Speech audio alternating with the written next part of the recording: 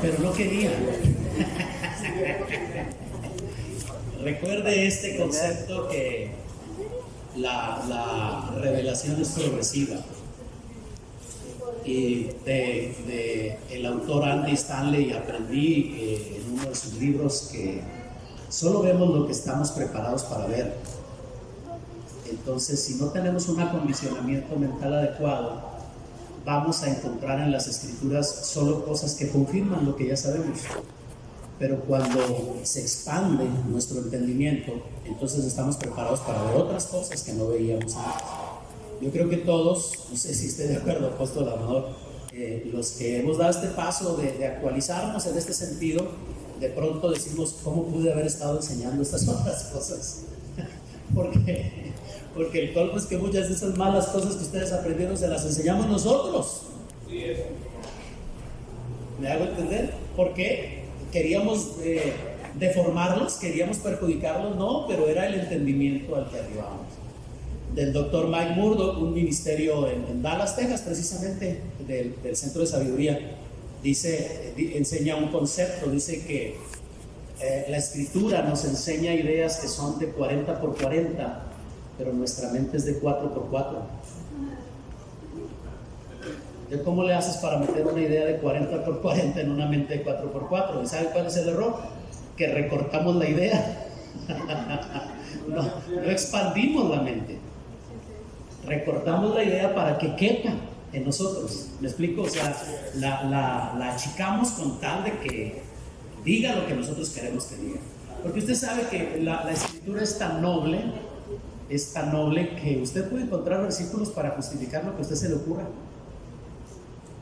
Sí sabe eso, ¿verdad? Si usted es una persona encausada o encausado a justificar su vida con versículos bíblicos, usted puede justificar el adulterio. Salomón tuvo 1000 mujeres y Dios dice que fue el hombre más sabio.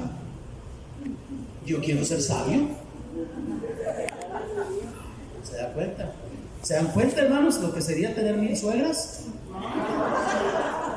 Eso pesa más. Sí. Sí, ¿verdad? O sea, ¿se dan cuenta? Con una no hayas que hacer. Bueno, no, perdón. Esa es otra cosa, ¿verdad? Acá todas las suegras son bien hermosas en Centro Cristiano Misionero, ¿verdad? Todas son bellas, todas son bien lindas. No, y además a mí me bendijo el Señor enormemente con una suegra preciosa que murió hace 4 años, pero me adoptó como su hijo. Y la verdad es que son puros chistes malos esos, la verdad. Sin embargo, lo que decía es cierto, o sea, solo vemos lo que estamos preparados para ver.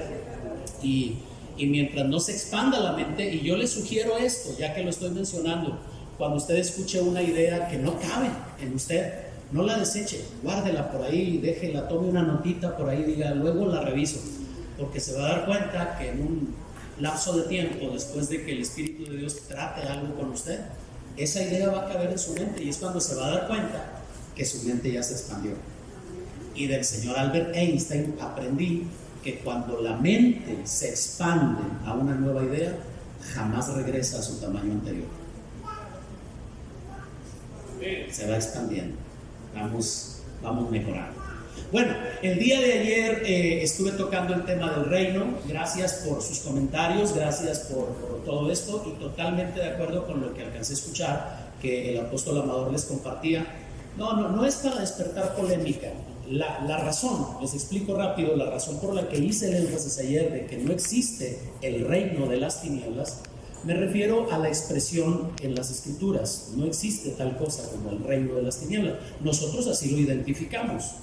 ¿Sí me explico? En el argot nuestro, pero si usted busca, no va a encontrar que Satanás sea rey, porque no es rey. Entonces dijimos ayer que hay tres elementos para que pueda existir un reino. ¿Se acuerdan?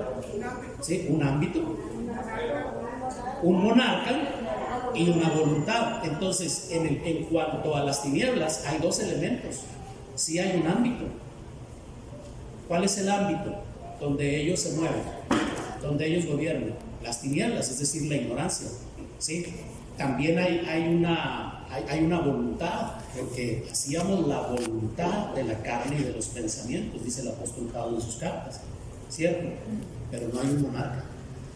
Y se dijo, no hay reino si no hay un rey. No existe tal cosa. Entonces, decir que existe el reino de las tinieblas es como hacer rey a alguien que es totalmente un usurpador, si me hago entender, ¿verdad? Él usurpó. Si se fijan en las tentaciones que soportó nuestro Señor Jesucristo, Lucas 4, una de las tentaciones fue que Satanás le presentó los reinos de la tierra y la gloria de ellos, y le dijo, todo esto te daré si tú postrado me adorares, y agregó, porque a mí me ha sido entregado y a quien quiero la doy. Ahora, yo sé que Satanás es padre de mentira y siempre que habla miente, pero por esa ocasión dijo una verdad. Sí le fue entregado a él el dominio. ¿Quién se lo entregó? Se lo entregó a Adán, ¿sí? Porque Adán cometió alta traición, y entonces, voy a usar esta expresión, no es la más correcta, pero sirve para ilustrar. Dios le arrendó la tierra al hombre y el hombre se la subarrendó al otro. ¿Me hago entender? Y entonces fíjese hasta dónde llega el atrevimiento de ese ser caído.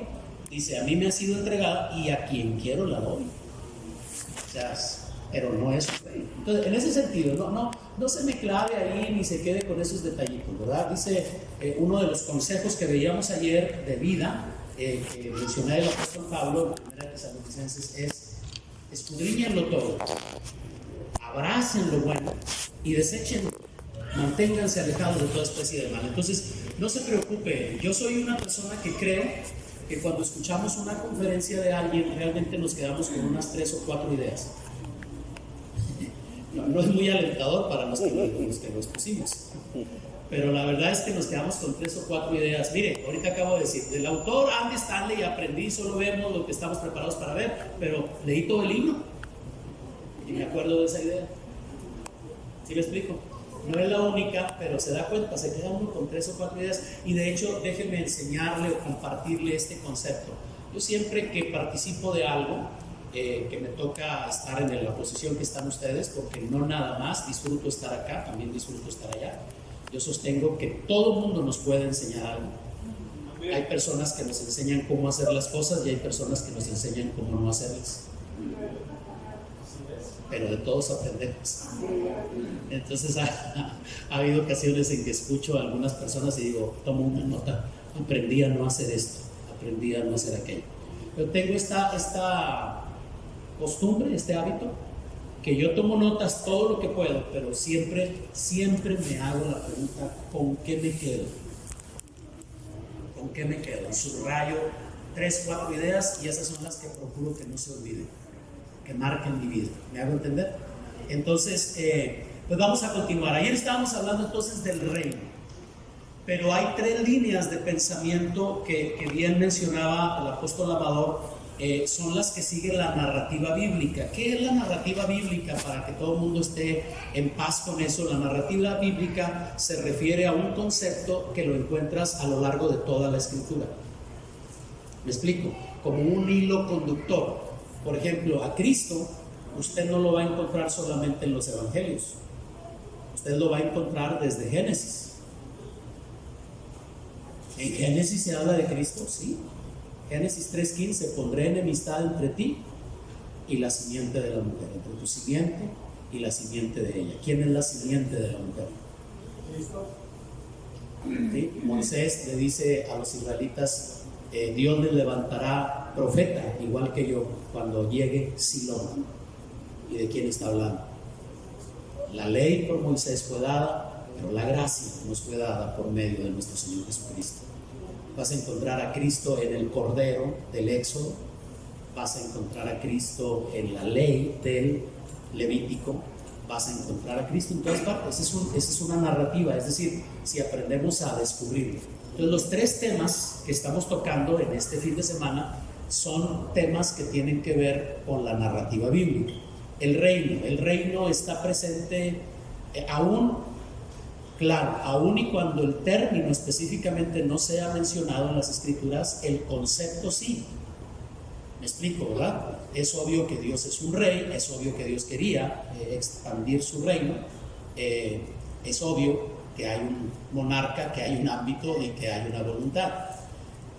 No se encuentra esa palabra reino en toda la escritura, pero sí la puedes descubrir, la puedes discernir. Entonces, la palabra reino es parte de la narrativa bíblica, pero la otra palabra es el Padre. El Padre. Y quiero dedicar la sesión que me corresponde ahorita, este tiempo, utilizarlo para compartir con ustedes sobre el Padre. Me acompañan para poner un fundamento escritural y sobre eso descansar todo lo que vamos a compartirles. Primera de Pedro capítulo 1 verso 3, así comienza mi disertación, mi ponencia ante ustedes, por las palabras que utiliza Pedro para introducir su carta. Bendito el Dios y Padre. Los primeros discípulos, me gusta mucho hacer esta observación, ténganme paciencia. Siempre me gusta preguntarme a quién estoy leyendo. ¿Usted se acuerda quién está escribiendo estas cosas?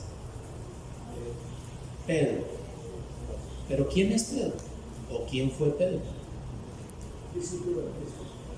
Uno de los primeros discípulos del Señor, y uno que caminó muy de cerca con él y que formó parte del círculo cercano del Señor. Vio al Señor transfigurarse, caminó sobre las aguas. Nosotros le echamos tierra a Pedro, ¿verdad? Decimos, no, ¿para qué? Se anda ahogando. Sí, a ver, da tus 5 pasos sobre el agua. No, eso es uno, exactamente. O sea, este Señor es el que está escribiendo eso. No sé si me hago entender. Entonces, cuando Él dice, bendito el Dios y Padre, ¿de quién? De nuestro Señor Jesucristo, que según su grande misericordia nos hizo renacer. Atención, por favor subraye esa palabrita, porque renacer es la clave para entender las otras dos expresiones de la narrativa bíblica. Nos hizo renacer, ¿para qué? Para una esperanza viva, y lo realizó por la resurrección de Jesucristo de entre los muertos. Estamos leyendo a un hombre que surgió de la nada, un pescador con mucha ignorancia, con un temperamento colérico muy impetuoso, pero que llama a Dios Padre, que llama a Jesucristo Señor, que habla del renacer a una esperanza viva y que reconoce la resurrección de Jesucristo de entre los muertos.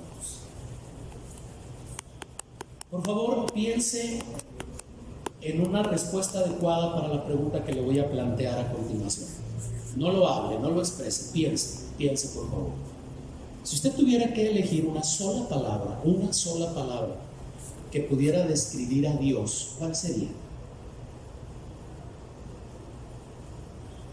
Suponga, imagíneme que soy una persona que usted, por alguna razón, como hoy nos encontramos en el camino, y en alguna forma yo le preguntara a usted, para usted, ¿quién es Dios? Descríbamelo en una sola palabra. ¿Cuál sería la palabra que usted seleccionaría? Bueno, por supuesto que hay muchas palabras que surgirán en la mente de ustedes.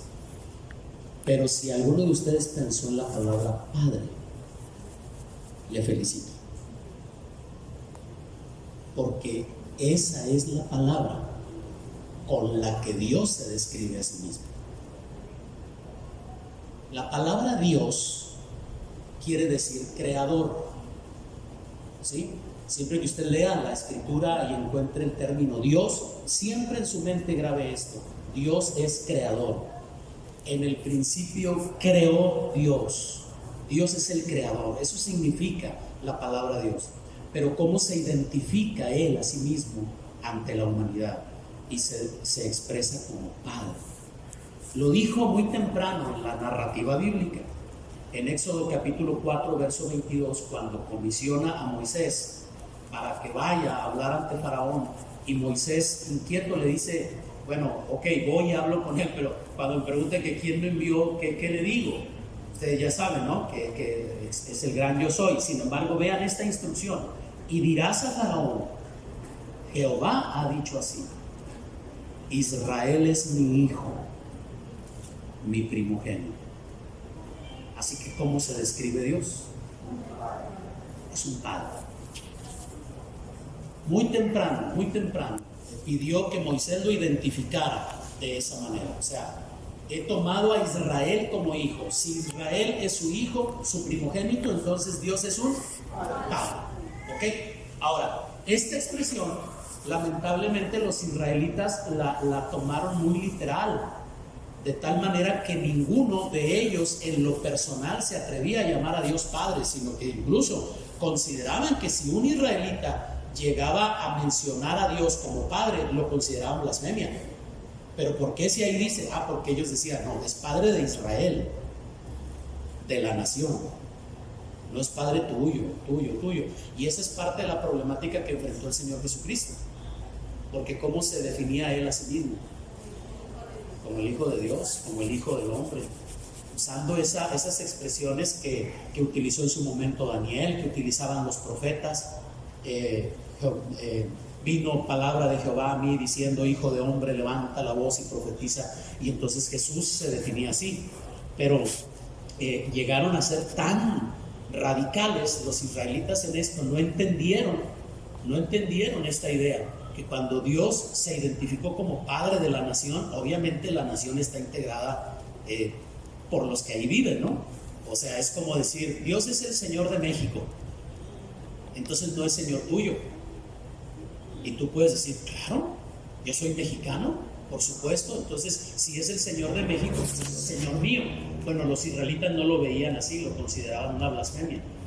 Entonces un día los discípulos del Señor se acercan con Él, está relatado esto en Lucas capítulo 11, versos 1 y 2.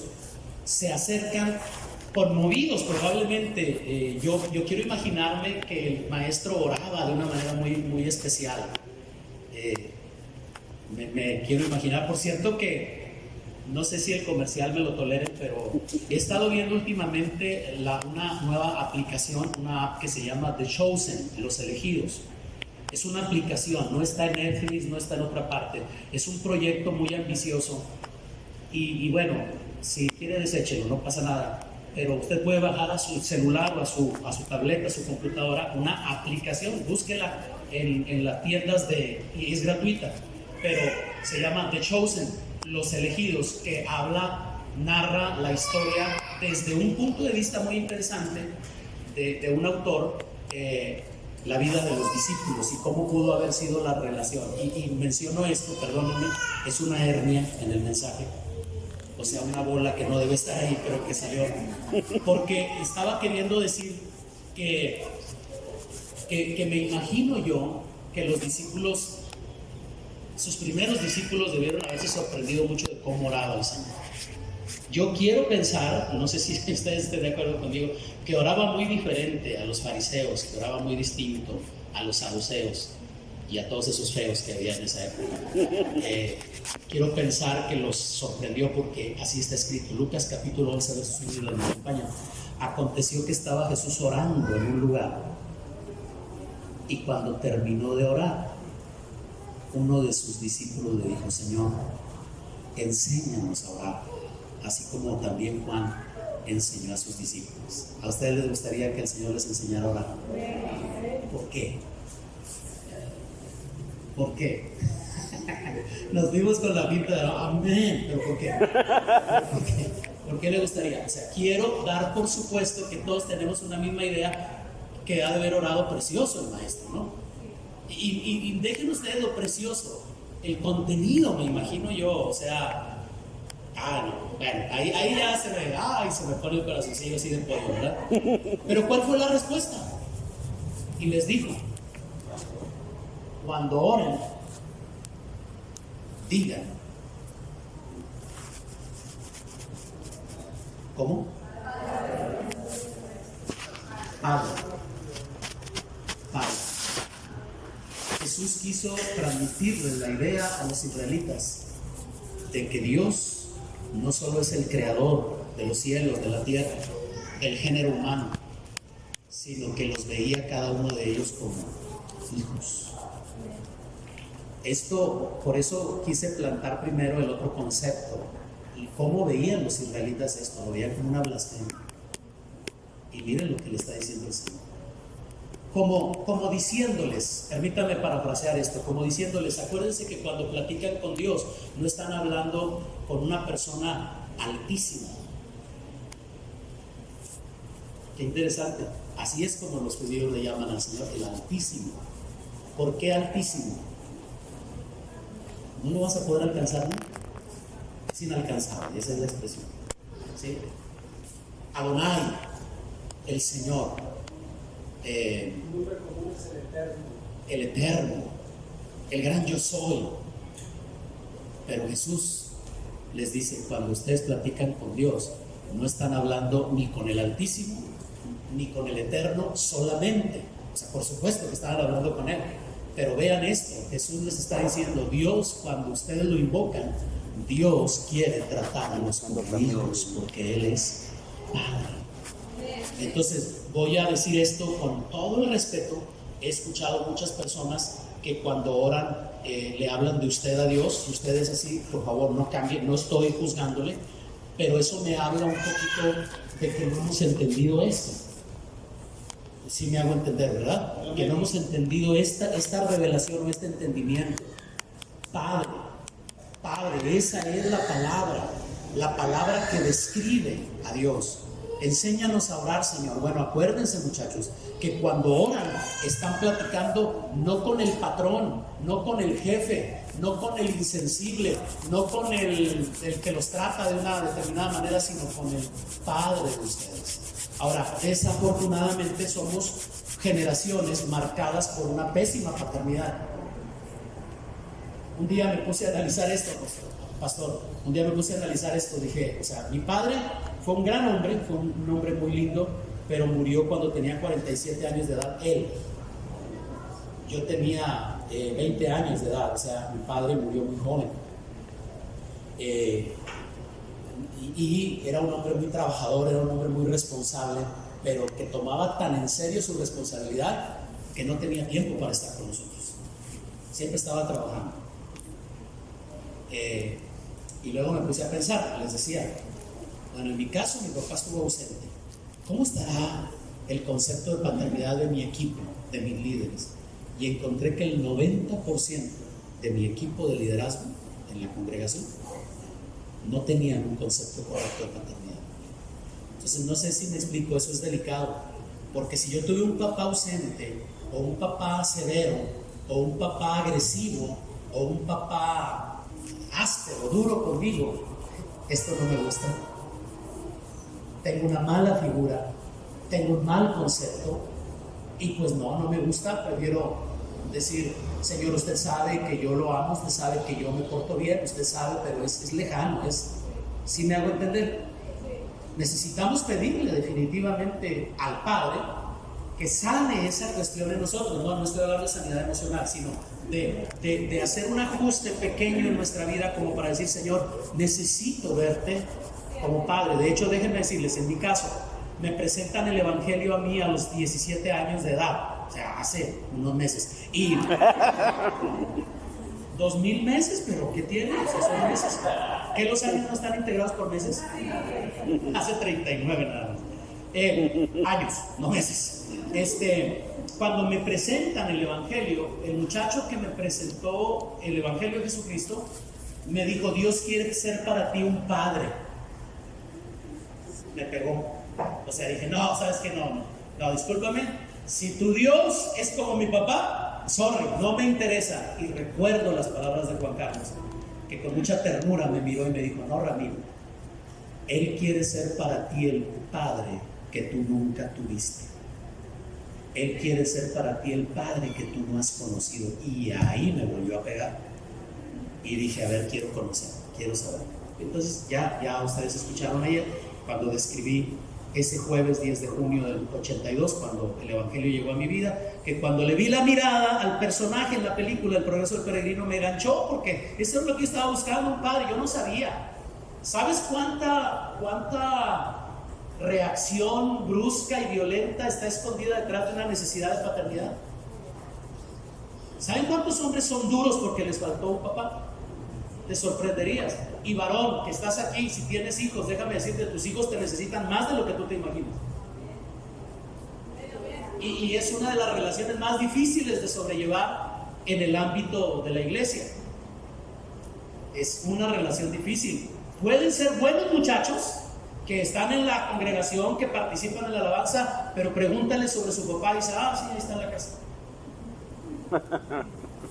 Mira, nada más observen lo que pasa el Día de las Madres. Hacemos todo un programón para las mamás, ¿cierto? Les regalamos y cuánta cosa y la flor. ¿Y el Día del Padre? No tiene un día para No tiene, para comenzar no tiene un día fijo, un día establecido, ¿verdad? Me dice que es el 19 de junio, pero segundo domingo, ahí está, o sea, no está definido. O sea, celébralo cuando tú quieras. Sí. ¿Sí? Se nos olvidó porque se nos olvidó a todos. El Día del Padre, ¿cierto? Aquí lo que piensan, un día del padre es un par de calcetines. Sí. Una corbata con el calor que hace aquí en Monterrey, ¿verdad? O sea, estaba en oferta. Miren, hay una anécdota que se las platico rápido. ¿Cómo se llama la empresa esta que se dedica a hacer tarjetas allá en Estados Unidos? Se me fue el nombre. No, hay una muy famosa, una empresa muy famosa que fabrica tarjetas de felicitación en los Estados Unidos. Llevó a cabo una campaña y lo que hizo fue ofrecerle a todos los presos, a todos los reclusos, todas las personas que estaban encarceladas, que les regalarían tarjetas para mandarle a sus mamás el 10 de mayo y que así tuvieran un detalle para ellas. Se las regaló, todas las que ellos quisieron, y superaron la cantidad, mandaron millones de tarjetas y las superaron. Entonces esta compañía, no sé si era Spanhome o no sé, hay una compañía, ya, deja de pensar en eso, por favor. Se preparó para el Día del Padre y dijeron, bueno, vamos a hacer lo mismo, y se sorprendieron. No se utilizaron, las regresaron las penitenciarías en los Estados Unidos. Hay una lesión muy fuerte en el ser interno. Piense por un momento en su papá, ¿qué recuerdos le trae? Entonces, si está distorsionada la idea que tenemos de la paternidad, pues esto no es una muy buena noticia, pero lo es en el sentido de que obviamente Dios no se parece nada a ningún mal ejemplo paternal que hayamos vivido o que hayamos recibido. Dios es el modelo que un padre debe tener. Y entonces, para mí, el hecho de que Dios se identifique ante nosotros como padre es un mensaje que comunica una realidad que debe marcar positivamente nuestra identidad. La observación pertinente, recién realizada: identidad no es nada más. Identidad se define como el concepto que tengo de mí mismo, pero esto es más amplio de lo que parece. O sea, cuando estuve, no quería decir esto, ya me resbalé un poquillo. Hice la carrera de doctorado en teología en una universidad, y como parte de mi tesis realicé un trabajo de tipo entrevista. Me fui a la calle Morelos, aquí en Monterrey, y realicé una encuesta. Me puse una gorrita, me puse un café, y con una tabla y una pluma en la mano detuve personas y les preguntaba, les decía, mire, estoy estudiando tal carrera, me gustaría que me ayudara. ¿Me puede responder una sola pregunta? ¿Quién es usted? Y fue muy interesante el resultado de la encuesta, porque la gran mayoría, el 90% de las personas siempre me respondían por su profesión. Soy el ingeniero Carlos, soy la doctora Berta, soy el licenciado fulano de tal. Siempre anteponían el título. Esto es muy interesante y muy revelador, porque es un problema de identidad. O sea, si la identidad requiere de un título, y esto nos marca también a nosotros, o sea, gracias por decirme pastor, lo soy por la gracia del Señor, pero no dependo de eso. Si para usted lo soy o para usted no lo soy, no tengo ningún problema, yo sé quién soy. ¿Me hago entender? La segunda cosa que me sorprendió en la encuesta es que muchos me respondían el apodo que tenían. Soy el conejo, soy el camello. Sí, me decían eso. Este es otro problema de identidad. ¿Cuál sería la respuesta correcta para una persona en el ámbito de la iglesia, en el ámbito del cristianismo, del reino? ¿Cuál sería la respuesta correcta a la pregunta ¿quién es usted? Esa es la respuesta. Y déjeme decirle que le hace falta un adjetivo. No solo es hijo de Dios, es un hijo amado de Dios. Ese adjetivo cambia muchas cosas. Porque soy hijo de Dios, pero soy hijo amado. Y esta es la expresión que el Padre mencionó del Hijo. Este es hijo amado. ¿Sí? No solo mi hijo amado, y en Él me complazco. En Él tengo contentamiento. Eso es maravilloso. Ahora, usted dice, pues sí, pastor, pero eso lo dijo de Cristo. ¿Yo quién soy? ¿Cómo que usted quién es? Ahí está el problema. Éxodo 3 describe que cuando Dios se acordó, expresiones bíblicas, se acordó de que Israel estaba cautivo en Egipto y decidió descender para librarlos, va y trata con Moisés y dice Moisés, bien Moisés, he oído el lloro, el lamento de mi pueblo a causa de sus exactores, y fíjense la expresión bíblica, regálenme su atención, y he decidido descender para librarlos, por tanto ve y sácalos.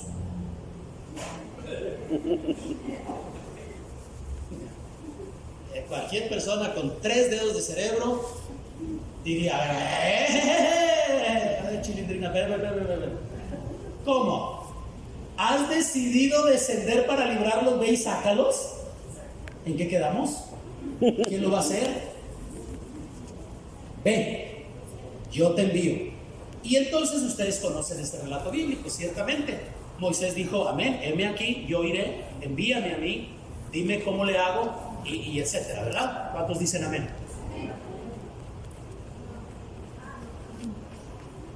¿Se resistió? ¿Quién soy yo? Eso fue Isaías. Esa fue la cuestión. Sí, exacto, y lo hice intencionalmente para ver si mis hermanos de Centro Cristiano Misionero son unos eruditos bíblicos, y dijeron, no, Moisés no respondió así. No, ¿cuál fue la respuesta de Moisés? ¿Quién soy yo? Ese es el problema de la vida de muchos creyentes, que no nos vemos como Dios nos ve. A ver, si Dios dijo, he descendido para librar a mi pueblo, por tanto ve y sácalos, es porque Dios veía en Moisés la capacidad y la habilidad para realizar esa tarea, ¿sí o no? Entonces, cuando Dios da una palabra a alguien, Dios y Satanás ya la creen. El único que falta de creerla es la persona que recibió la palabra. ¿Sí? En el momento, si Dios dice, te he elegido a ti para que hagas tal cosa, Satanás del volado dice, rápido, hay que ponerle trabas, rápido, póngale esto, este ya la está creyendo. Pero yo estoy con la lucha interna. ¿Seré yo, Señor? Imagínense. Y era el desierto, no había nadie más. No había, pues es que. Y quiero poner otro ejemplo, pastor, bien interesante. Cuando Egipto está a punto de entrar a la sequía, y Faraón tiene ese sueño de las 7 vacas gordas y las 7 vacas flacas, que no entiende, no sabe, y le dicen que José le puede interpretar el sueño. Miren la sabiduría de José.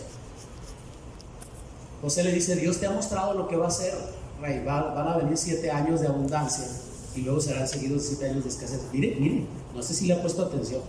Vea, José, haga por tanto ahora esto, Faraón. Búsquese a un hombre sabio, prudente, alguien que le ayude. O sea, ¿lo ven? ¿Sí? Alguien que le ayude a construir graneros y guarden en los años de abundancia, para que así cuando vengan los de escasez ni se sientan. Y entonces dice Faraón, mordió el anzuelo, pero bonito, dijo: hallaremos a otro hombre como este. Pero imagínense si la historia fuera así, y que cuando Faraón dice hallaremos a otro hombre como este, imagínense a José decir: tengo un primo que es muy bueno para eso, pero buenísimo, Faraón, él te construye. O sea, no sé si me explico, pero cuando hay una sana, correcta identidad. Ahora, pobre José, vaya que estaba en una situación bien fea, pero se fijan que las circunstancias no definían la identidad de José. Dice que lo que hacía prosperaba. Lo pusieron en la cárcel y lo nombraron el jefe de la cárcel. Y me sorprende tanto que en uno de los relatos bíblicos dice que se asoma a una celda y dice: ¿por qué están tristes sus semblantes?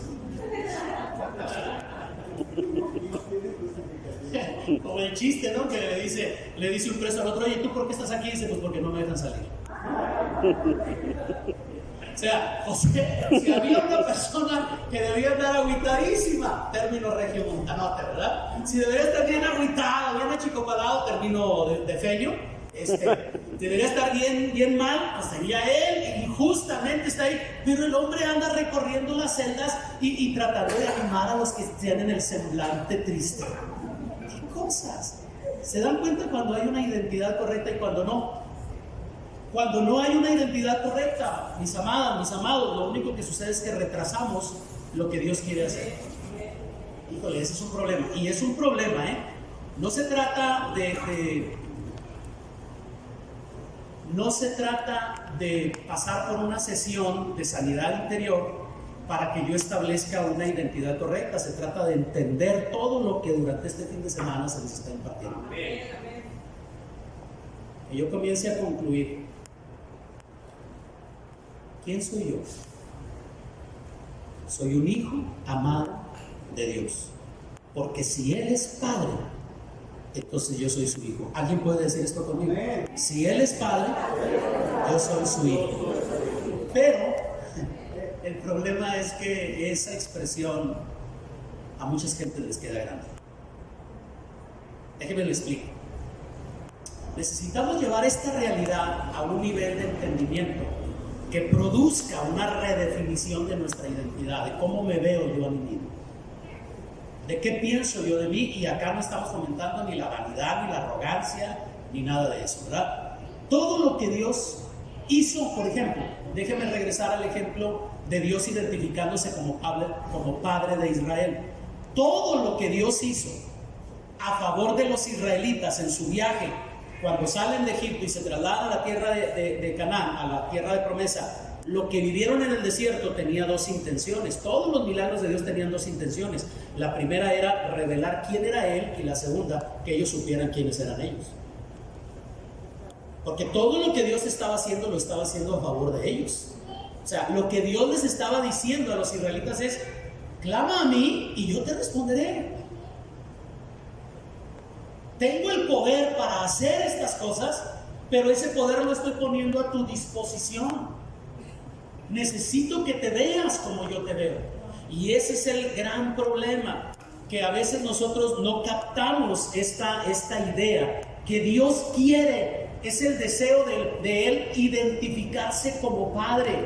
Romanos 1:7, Pablo escribe: a todos los que están en Roma, amados de Dios, llamados a ser santos, gracia y paz a ustedes de Dios nuestro Padre, de Dios nuestro Padre y del Señor Jesucristo. Romanos 8:15, pues no han recibido el espíritu de esclavitud para estar otra vez en temor, sino que han recibido el espíritu de adopción, por el cual clamamos Abba al Padre. Abba, ustedes saben eso, ¿verdad? ¿Qué quiere decir la palabra Abba? Es la palabra común, la palabra más íntima que un hijo puede usar con papá y mamá. Es papá, no es padre. ¿Sí me explico? O sea, no es amantísimo Padre que está en la bóveda celestial, ante usted vengo a postrarme de hinojos, oh Dios eterno. Usted que todo lo sabe, usted que todo lo gobierna, podría en su venia y en su majestad concederme 15 pesos para comprarme una paleta.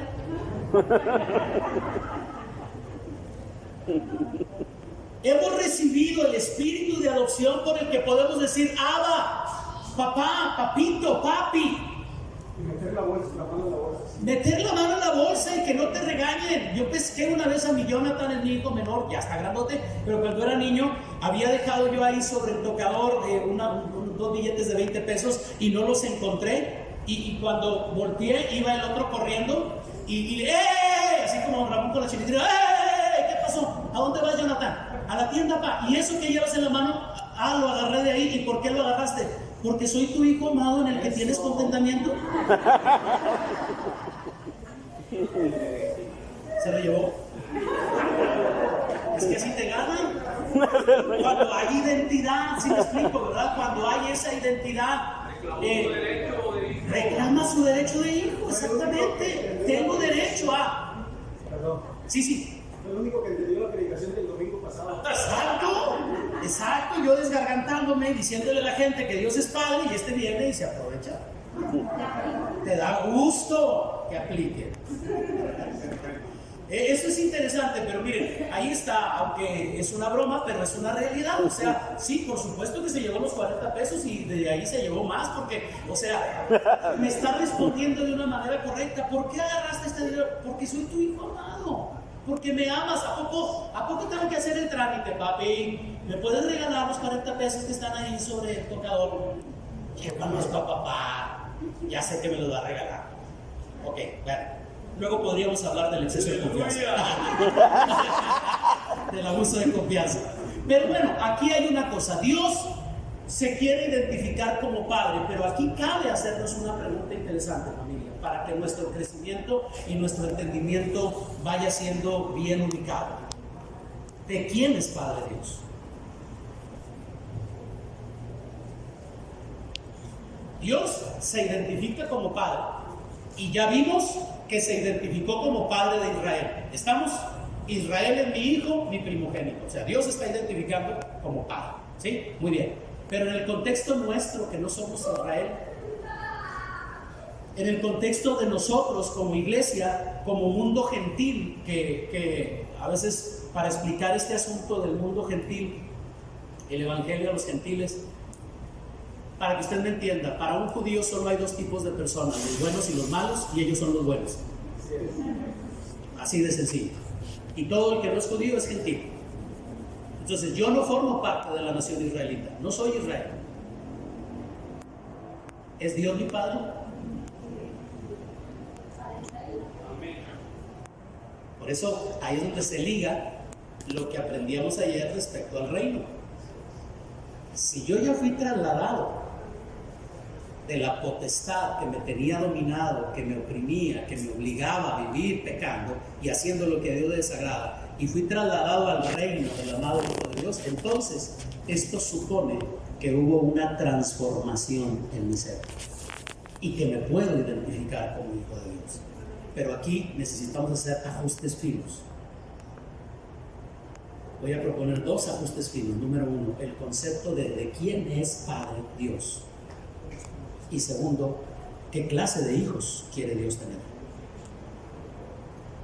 En cuanto al primero, mire que existe la creencia de que Dios es Padre de todos. Así es. Y lo es en el sentido de creación. Dios es el creador del género humano, en ese sentido es Padre de todos. Pero las escrituras son muy claras cuando se trata de aclararnos de quién realmente es Padre Dios. La escritura nos enseña tres cosas, se lo voy a mencionar en tres porciones bíblicas diferentes. Primero, que Dios es Dios de toda carne. Jeremías 32:27. He aquí que yo soy Jehová, Dios de toda carne. ¿Habrá algo que sea difícil para mí? ¿Cómo se identifica ahí? Dios de toda carne. ¿Qué significa? ¿Qué dijimos que significa la palabra Dios? Creador. ¿Qué significa? Que Dios creó toda carne. ¿Ok? Él es creador de toda carne. Bien, pero hay otra expresión. Ahora Dios se identifica con otra característica. Ezequiel 18:4. He aquí que todas las almas son mías.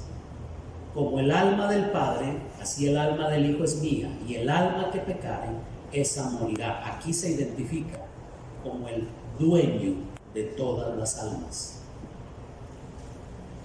Atención, es Dios de toda carne, creó todo tipo de carne, es el creador, pero ahora se identifica como el dueño de todas las almas.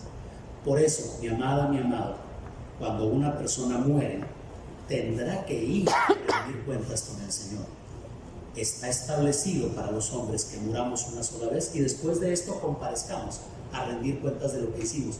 Pero ¿y el que no cree en Dios también va a ir? Sí, ¿por qué? Porque todas las almas son de Dios. ¿Sí? O sea, ahí no va a haber con que, no, yo no creo en Él, yo no voy a ir. ¿Vas a ir? No, no voy a ir. Sorry, pero cuando tú termines, vas a ir porque vas a ir. Así de sencillo. ¿Y por qué? ¿Por qué tengo que ir? Y no quiero alimentos. ¿Por qué tengo que ir? Porque esa alma que tú has usado durante todos estos años, esa alma a la que le diste vuelo, esa alma a la que quisiste satisfacer, esa alma que te controlaba, te dominaba y que estaba bajo la opresión, bajo la potestad de las tinieblas, esa alma va a tener que rendir cuentas delante de Él, porque todas las almas le pertenecen a Dios.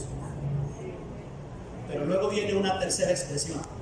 Y esta la tomamos del Nuevo Testamento. El autor de la carta a los Hebreos, capítulo 12, verso 9, dice: por otra parte, tuvimos a nuestros padres terrenales que nos disciplinaban y los venerábamos.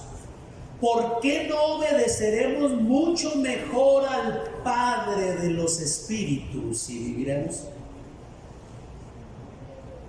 ¿Cómo está identificando a Dios aquí? Fíjese bien. Creador de toda carne, dueño de todas las almas, Padre de los espíritus. Solo es Padre de quien tiene vida espiritual. Y aquí necesitamos meternos un poquito más profundo para entender, no mi amada, no mi amado, no toda la gente, incluyendo los que se congregan, tienen vida espiritual.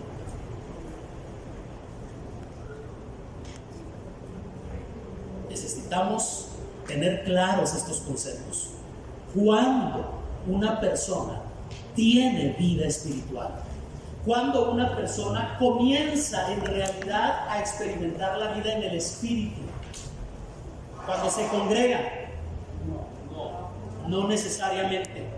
Cuando se aprende el Salmo 23, cuando se aprende Juan 11:35. Se quedaron así cuando Jesús lloró. La parte más difícil de aprender de la Biblia. Cuando saluda y dice: el Señor me le bendiga, varona. ¿Cuándo comienza realmente a haber vida espiritual en una persona? Cuando nace de nuevo. Mi amada hermana de blusa rayada ya me ¿es tu hija? ¿Quién está a tu lado? ¿Es tu hija? ¿Cuándo comenzó a ser tu hija ella?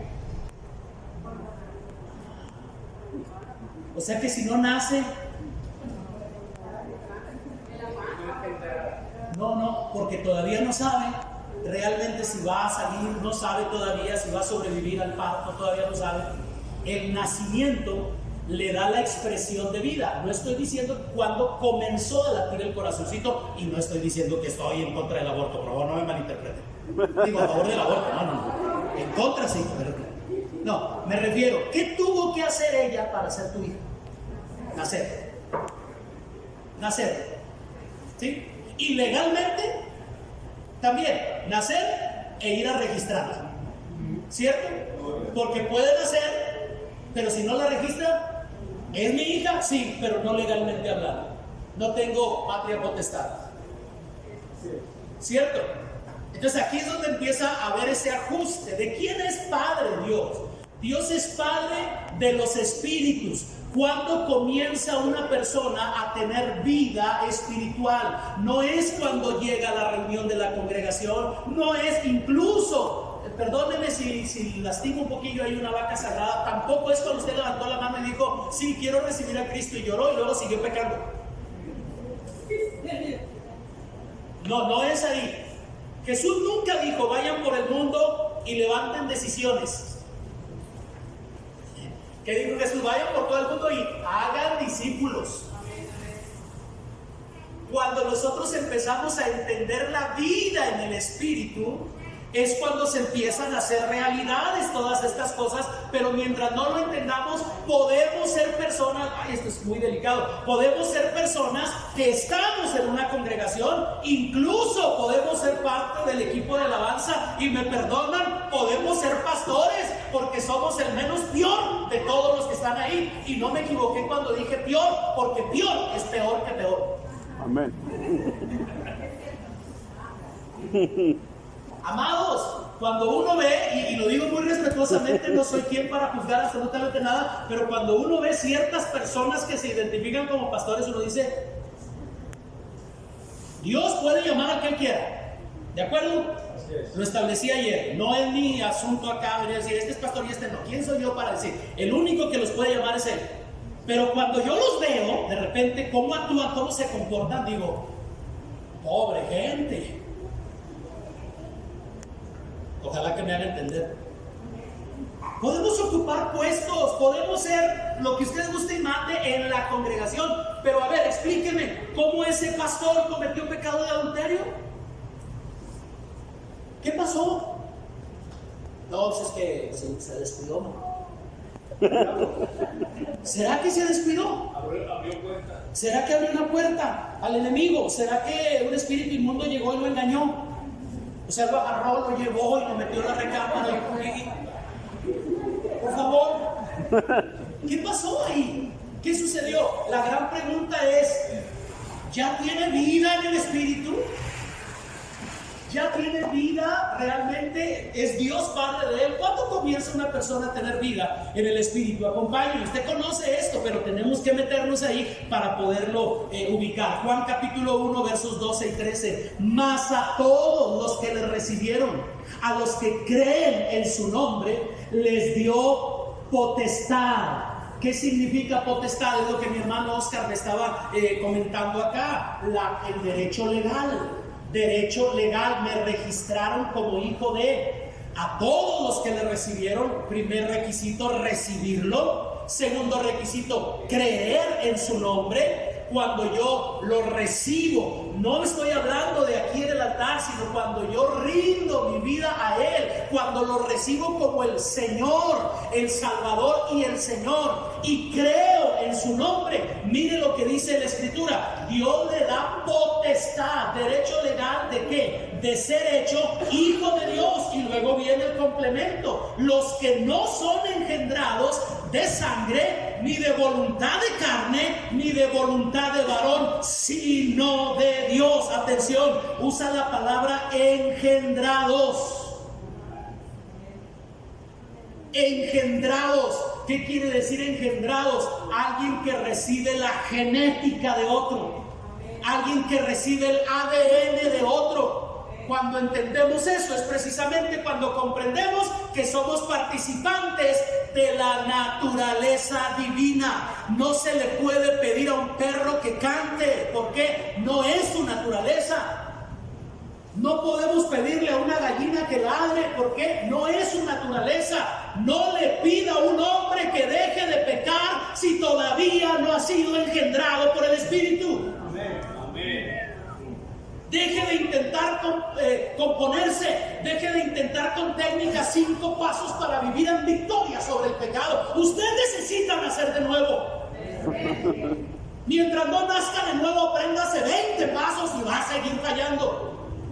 ¿Por qué? Porque tengo una naturaleza pecaminosa, tengo una naturaleza caída. ¿Es Dios mi Padre? Soy creación de Dios, mi alma me pertenece, pero no he nacido, y si no he nacido, no soy hijo. Ay, hermano, no me diga se lo tenía que decir. Alguien se lo tenía que decir. Tenía que venir un hombre guapo a decírselo.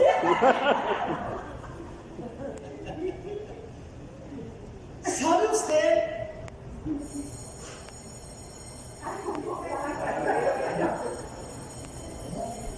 El chispoteó a alguien por ahí. Sí, le chispoteó. Ok.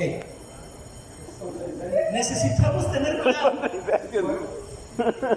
Este concepto necesitamos tenerlo claro porque durante mucho tiempo, amadas, amados, no hablo de nosotros, hablo de generaciones atrás. Durante mucho tiempo se creyó o se pensó que el alma era el espíritu.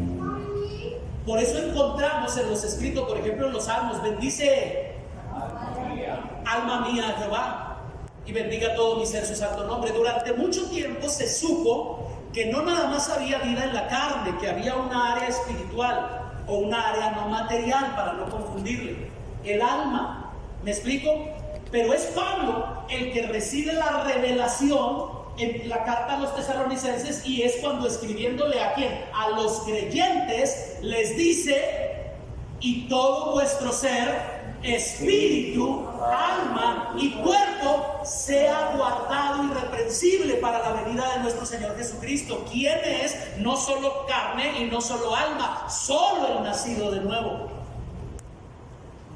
Solo el que ha podido recibir la impartición de vida, como ayer nos apuntaba correctamente el apóstol Amador, el espíritu vivificante necesita transferir su genética a nosotros para que seamos engendrados y de este modo podamos recibir la vida en el espíritu. Primera de Corintios 15:45, Pablo dice categóricamente: así también está escrito, fue hecho el primer hombre Adán, ¿qué cosa? Alma viviente. Y el postrer Adán, espíritu vivificante. Ahora ya sabemos quién es el postrer Adán, no vamos a dar una lección de eso. ¿O sí? ¿Quién es el segundo Adán? Cristo. Ok, vean lo que escribió Pablo. El primer hombre, ¿qué era? Alma viviente. El segundo, el que viene de arriba, ¿dónde dijimos que está arriba? Adentro, ok, excelente. ¿Sí? El que viene del ámbito del espíritu es espíritu vivificante. El único que puede impartir vida es el que tiene la capacidad. Decir espíritu vivificante es como decir tiene tanta vida en él que la puede impartir. ¿Ok? Así como el ser humano, en términos naturales, tiene tanta vida que la puede impartir, por eso procrea hijos. En ese mismo sentido, el Señor Jesucristo era portador de la vida. ¿Cómo comienza el Evangelio según San Juan? Me acompañan en el capítulo 1. Ustedes ya saben eso, ¿verdad? Que Juan describe que en el principio era el verbo, etc. Pero vea el verso 4, por favor. En él estaba, ¿qué cosa? ¿La qué? La vida. La vida. Pero se ha puesto a pensar en eso, se ha puesto a pensar, hay una manera de tratar de explicar Juan 10:10, porque Juan 10:10 dice: yo he venido para que tengan vida y para que la tengan en abundancia. Pero esto cuando uno lo analiza, dice: qué complicado, porque viene a decirle a los que están vivos: yo he venido para que tengan vida. O sea, es como si yo vendiera calor y les dijera: vendo calor. Entonces ustedes quisieran comprar una tonelada de calor. ¿Qué está diciendo? O sea, me está diciendo que viene a que yo tenga vida, pero yo estoy vivo. Si yo estoy vivo, entonces ¿para qué quiero vida? Pero he ahí el punto: ¿de qué vida? ¿De qué vida? En él estaba la vida, en él estaba la vida. Si uno va a la raíz de la palabra, se va a encontrar con el término zoe, la vida en el espíritu. En él estaba la vida en el espíritu, y esa vida era ¿qué? La luz. ¿De dónde nos sacaron? ¿Qué dijimos que es tinieblas? Ignorancia. ¿Qué es luz?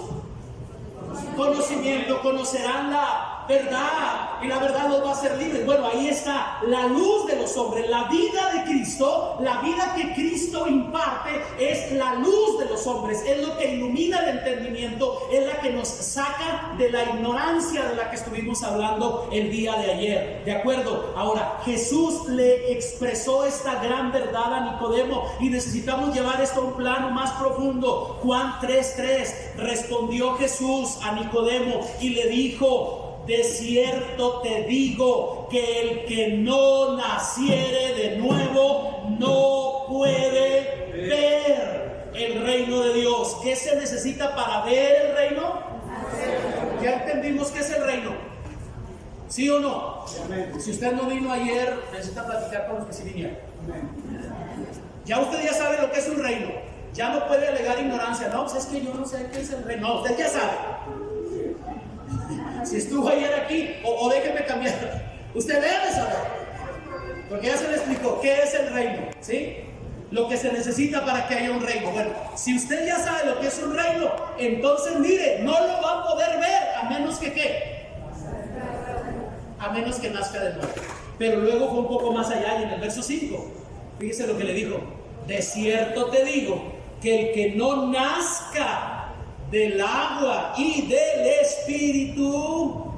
Por favor, preste atención ya que tenemos la pantalla. Fíjese que la palabra espíritu está escrita con E mayúscula. ¿Por qué es una observación importante? Aprenda esto si es que no lo sabe. Siempre que usted lea la palabra espíritu en las escrituras, fíjese si está escrita con E mayúscula o con E minúscula. ¿Por qué? Porque si está escrito con E mayúscula se refiere al Espíritu de Dios. Si está escrito con E minúscula se refiere al espíritu humano o incluso a espíritus demoníacos. Incluso puede ser actitudes, con espíritu de contienda, con espíritu de mansedumbre. Lo ha leído, ¿verdad? La escritura tiene ese detalle tan importante. Apréndalo y guárdelo en su corazón. Dice: de cierto te digo que el que no nazca del agua y del Espíritu. ¿A qué espíritu está haciendo referencia de Jesús? Espíritu de Dios. El que no nazca del agua y del Espíritu no puede, ahora ya no dice ver. ¿Qué dice ahora? No puede integrarse. No puede formar parte. Ayer traté de hacer énfasis en la palabra trasladado, ¿sí? El cual nos libró de la potestad de las tinieblas y nos trasladó al reino de su amado Hijo. ¿Por qué era mi énfasis en la expresión trasladó? Porque habla de un acompañamiento, habla de algo que Él realizó. ¿Quién lo realizó? El Espíritu. Si yo nazco del agua, es decir, la vida natural, pero también nazco del Espíritu, es la única manera en que me pueden trasladar y puedo entrar al reino de Dios.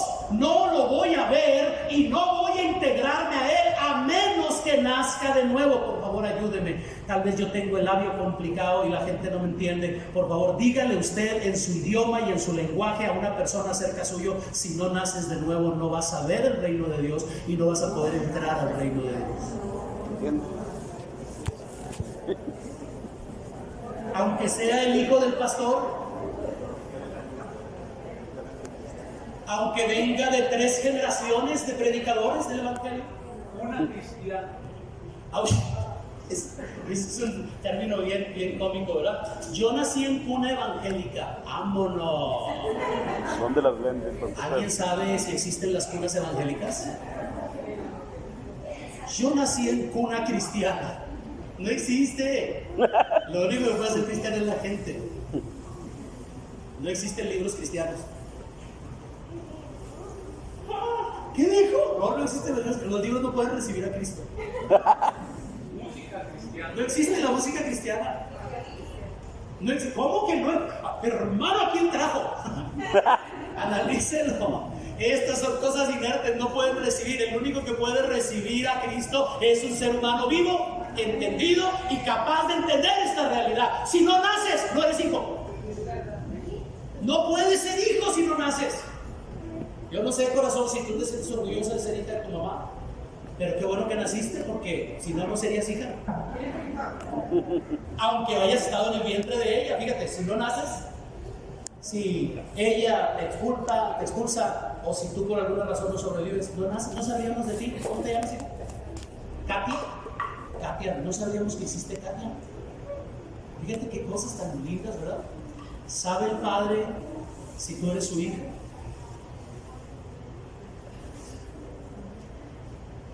¿Cómo sabe el Padre que tú eres su hijo?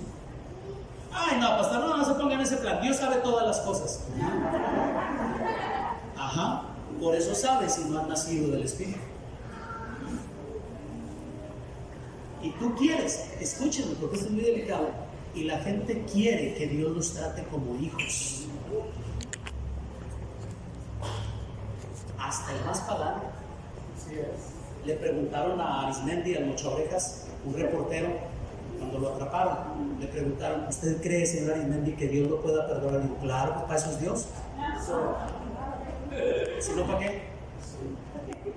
No, el impío le reclama a Dios, ¿sí o no? ¡Dios! ¡Si existe! ¡Te quiero! ¡Te quiero ver!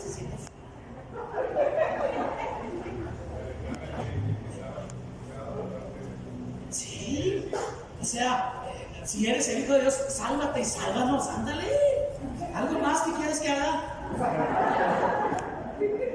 Pancho, mi ex compañero de la prepa, un día se acercó y me dijo: Almidres, dile a Dios que si Rosita me dice que sí, dejo de fumar. Oh, dije yo, no, imagínate, Dios, y está rápido, Gabriel, Miguel, convénzanme a Rosita porque Pancho va a dejar de fumar. O sea, imagínate Dios emocionado porque tú ya no vas a decir groserías. Imagínate, no, señor, ya no voy a ser mujeriego. Sí, llegó mi obra a la vida de él. Pero ¿dónde está la mente de la gente? Como si Dios no recibiera ofertas engañosas. Las que le haces cada 15 días. Oh, si ya, de veras ya. Prometo que mis ojos ya no se vuelven a ir Estás tratando de cambiar de hábitos, pero sin cambiar la naturaleza. No puedes, no lo vas a lograr nunca si no naces de nuevo. Y ahora, déjeme leerle esto, el verso 6, por favor, mi hermano, ¿sí? Mire lo que dice. Lo que es nacido de la carne, ¿qué es? Pues carne, pues eso no requiere mucha ciencia, ¿verdad? Pero lo que es nacido... Pero ya se fijaron. Ya se fijaron que ahí están las dos veces la palabra espíritu. Y que una está con mayúsculo y la otra está con minúsculo. A ver, interprételo. El que nace del Espíritu de Dios comienza a ser espíritu. Recibe vida espiritual. Por tanto, mi amada, mi amado, escúchame, por favor, escúcheme, no se distraigan, no se cansen. Si no has podido corregir tu actitud, si no has podido cambiar tu manera pecaminosa de ser, no le des vuelta. No necesitas un mensaje de 5 puntos para ser feliz. No, lo que necesitas es nacer de nuevo. No has nacido de nuevo. Tanta gente que dice que son muy espirituales. ¿Pero qué es ser espiritual, pastor? Que ellos porque creen que nada más porque dicen creo en algo, en lo que sea. ¿Saben que en la iglesia católica hay mucha gente espiritual? ¿Saben que hay muchos brujos que son muy espirituales? Pero es una confusión. No han nacido ¿de qué estamos hablando? Cuando ellos dicen soy muy espiritual, ¿saben qué están diciendo? Soy muy almático. Me gobierna el alma, las emociones, la mente, la voluntad, las emociones. Puedo estar cautivo de la potestad de las tinieblas cuando es mi alma la que me gobierna. No puedes vivir la vida que Dios quiere que vivas a menos que nazcas de nuevo. Así como, ya se me olvidó tu nombre, corazón. Así como ella no puede ser hija de ella a menos que nazca de él, exactamente, que nazca de él, que reciba el ADN y la genética de él. Entonces es cuando entiendes Yo he venido para que tengan vida. Pero ya estamos vivos, Señor. Ajá. Tienes vida en la carne, tienes vida en el alma. Pero yo he venido para que tengas vida en el Espíritu. En Él estaba la vida, y la vida era la luz de los hombres. A todos los que le recibieron y creen en su nombre, les dio potestad de ser hechos. No eran, aunque tenían vida en el alma, no eran, son hechos hijos de Dios. Entonces, mi amada, mi amado, por favor, escucha esta simpleza, esta manera tan sencilla de decirlo. Si tú eres una persona que está luchando y luchando porque no te puedes corregir, necesitas ir a la raíz. Si tu arbolito está dando mal fruto, ¿dónde está el problema? ¿En las ramas o en la raíz? Hagan al árbol bueno y su fruto será bueno, o hagan al árbol malo y su fruto será malo. No puede, ¿qué dijo el maestro? No puede el árbol malo dar fruto bueno, ni el árbol bueno puede dar fruto malo. El fruto es el resultado de la naturaleza de Dios en nosotros. Ya lo demás es otra cosa. El upgrade, el ir entendiendo el idioma, el ir entendiendo esto, eso es otra cosa. Pero yo necesito estar cierto de que he nacido de nuevo, porque de lo contrario, escúchame, aunque Dios es Padre, todavía no es mi Padre. Y en este sentido es un reto y un desafío. ¿Saben cuántas congregaciones están llenas de almas vivientes? Tú podrías estar ahí sentado siendo una alma viviente, pero todavía no siendo un espíritu vivificado. ¿Cómo sé, pastor, si soy un alma viviente? Bien sencillo. ¿Quién te gobierna? ¿A qué reino perteneces? ¿Haces lo que a tu carne se le antoja? ¿Haces lo que tu mente te dice, te dicta? ¿O estás siguiendo direcciones del Señor? No puedes ser guiado por el Espíritu de Dios, porque ¿qué dice la Escritura? Los que son guiados por el Espíritu de Dios, estos son hijos de Dios. ¿Por qué no te puede guiar el Espíritu?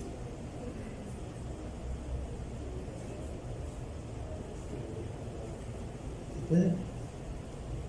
Pero nosotros hemos malformado mucho las cosas y pensamos que cualquiera de nosotros puede llamarse hijo de Dios y que Dios es Dios de todos, y se sienten hasta con el derecho de reclamar. Amada, amado, tú lo sabes, tus hijos tienen amigos muy cercanos, vienen a comer a tu casa, se quedan a dormir incluso en tu casa, pero imagínate uno de esos amigos un día decirte: mami, ¿me da de comer? ¿Qué le vas a decir tú? Fíjate, vaya con su mamá. Y si Dios le dijera eso al pecador: Diosito, sácame adelante, Señor, sálvame a mi torito. Y Dios te dijera: vaya con su papá. ¿Quién es su papá? Wow. O sea, son hijos de aquel. Comen en McDonald's si quieren venir a cobrar en Carl's Jr. ¿Cómo? ¿Cómo? Aquí está el reto, amigo. Hay un reino, y ya sabes lo que es un reino. Tú ya debes saber lo que es un reino. Y hay un Padre tierno, amoroso, el Padre que tú y yo necesitamos, el Padre que puede suplir todas nuestras necesidades, el Padre que quiere proyectar nuestra vida. Un padre tiene 3 funciones elementales: proteger, proveer y promover. ¿Se los digo otra vez? Proteger, proveer y promover. Si eres un padre, se espera de ti que protejas a tu familia. Se espera que proveas para tu familia, porque si alguno no provee, y más a los de su casa. Es peor que un incrédulo. Se espera que provea y se espera que promueva. Y las tres cosas las quiere hacer Dios contigo: protegerte, proveerte y promoverte. Pero ¿cómo le haces si todavía no eres hija? Señor, vengo para que me promuevas. Allá con su mamá. Nosotros nos resistimos, ¿verdad? Casi los oigo así. No, pero Dios no es así. ¿En serio? ¿En serio? Dios es misericordioso. Ajá. ¿En qué se hace ver la misericordia de Dios? El sol sale sobre justos e injustos, y la lluvia moja la parcela del justo y del injusto. Ahí está su misericordia. Pero el trato de hijos,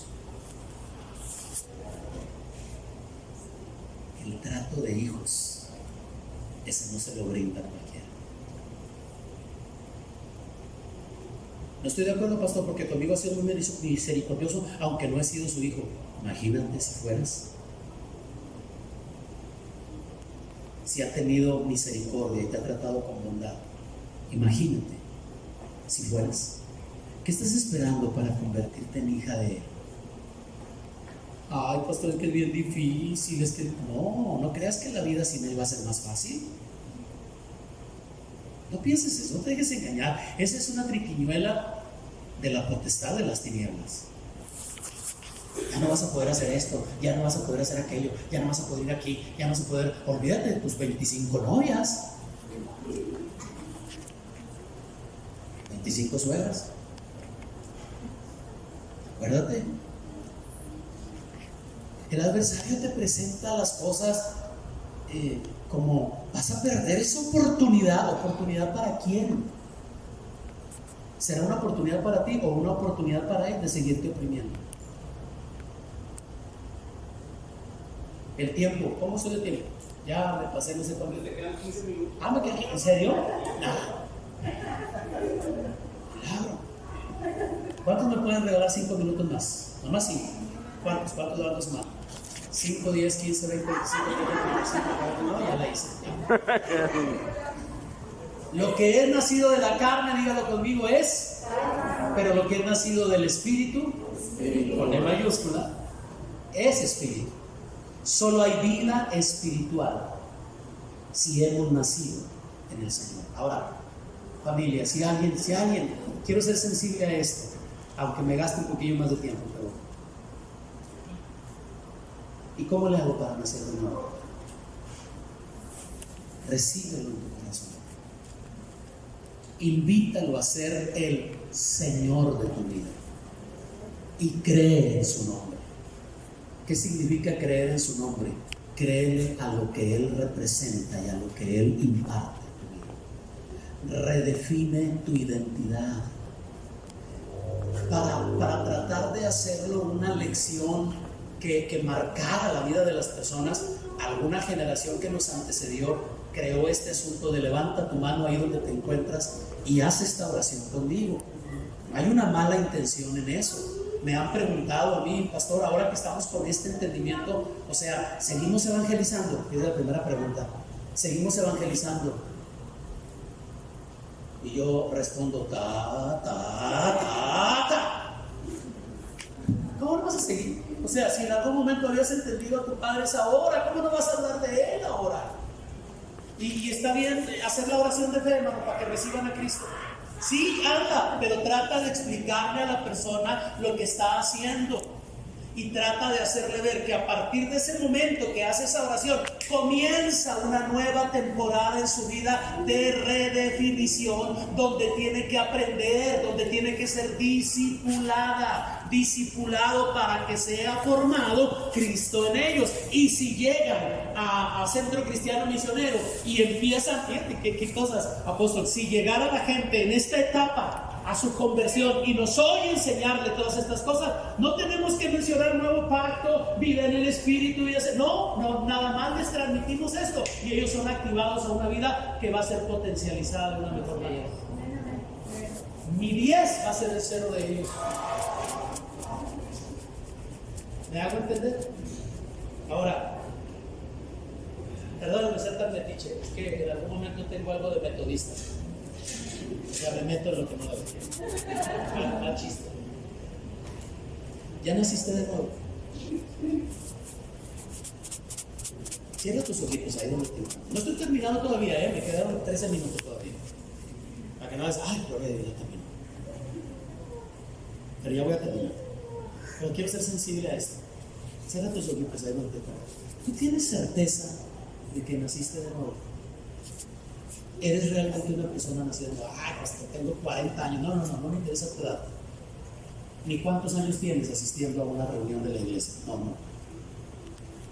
¿Tienes la certeza de que naciste de nuevo? Si te das cuenta que si no naces de nuevo, Dios no es tu padre y no formas parte del reino de Él, y que no hay una cosa más horrible que formar parte de una congregación de creyentes, donde estás con uno que no es tu padre y donde estás en un lugar que no es el reino de tu padre. ¿Por qué no te aseguras? ¿Por qué no tienes esa certeza? No sé si tengo que guiarte yo a esa oración, y lo haré con mucho gusto si tú consideras que lo necesitas. Pero si tú puedes entender lo que se te está explicando, es que ya no hay tiempo, familia, ya no hay tiempo para seguir intentando enderezar nuestro comportamiento sin nacer de nuevo. O sea, no lo intentes, no lo vas a lograr. ¿Cuántos años llevas intentando? O sea, sería como decir, no, yo sé que algún día mi perro va a volar, algún día lo va a lograr, lo sigo aventando del techo de la casa para ver si un día lo logra. No lo va a lograr. ¿Por qué? Ayúdenme, ¿por qué? Digo, si puedes hablar aunque tienes los ojos cerrados, ¿no? Que no es su naturaleza. Esa no es su naturaleza. Entonces, si esa no es su naturaleza, le estás pidiendo un imposible. Si el pastor está enseñando reglas, cómo vivir esto, cómo vivir aquello, pero no se asegura de que la gente haya nacido de nuevo, o sea, estamos creando frustraciones. Entonces, voy a preguntar esto, aunque me gaste los minutillos que me quedan. ¿Alguien de ustedes necesita que yo le guíe en la oración para recibir al Señor y creer en su nombre? No, perdón si sonó así como, ay, ¿alguien lo necesita? No era esa la intención. ¿Sí? ¿Alguien necesita? ¿Percibes que lo necesitas, que te hace falta eso? ¿O entiendes? Ok, entonces, Padre, en este momento, si hay una persona aquí que está reconociendo que todavía no nace de nuevo y ha estado intentando enderezar su comportamiento, pero se ha dado cuenta que no lo logra, y en este momento está haciendo esta oración, donde está recibiendo la salvación que tú le ofreces y donde está decidiendo creer en tu nombre, mi oración, Padre precioso, es a favor de ella o de él, que experimente el nuevo nacimiento.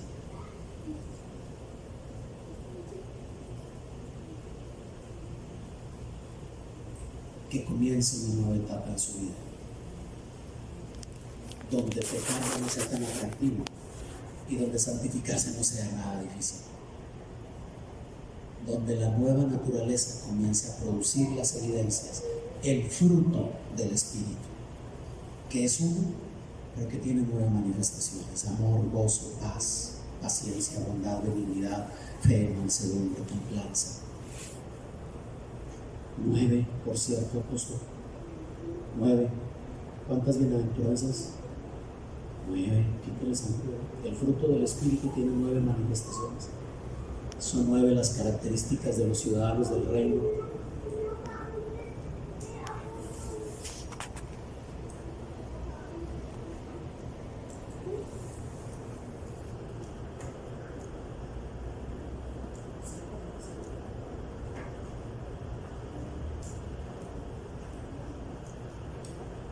Bien, abrimos los ojitos. Si alguien hizo esta oración y comienzas a notar algo diferente, algo distinto, felicidades, porque de esto se trata. No se trata de otra cosa, se trata precisamente de abrirnos a esa vida. Me indica el apóstol Amador que me quedan 5 minutos y soy bien honesto con ustedes, solo toqué uno de los 2 puntos finos. El primer punto fino es de quién es Dios Padre, y el segundo punto fino es qué clase de hijos quiere el Señor. Pero 5 minutos no van a ser suficientes para ver eso. Quiero mejor aquí me detengo. ¿Les parece bien? ¿Sí? Y mañana, si Dios nos permite, cerramos esto y luego terminamos con el otro tema, que es la vida, que es el tema más amplio, el tema más amplio de los tres. Pero hablaremos un poquito acerca de esto, que cuando comenzamos a ser hijos, precisamente, Dios espera de nosotros un proceso de transformación y un proceso de perfeccionamiento. Amén. Eso lo veremos mañana. Gracias por escucharme. Les admiro mucho, les aprecio mucho, les agradezco mucho la gentileza de su atención y de veras, de todo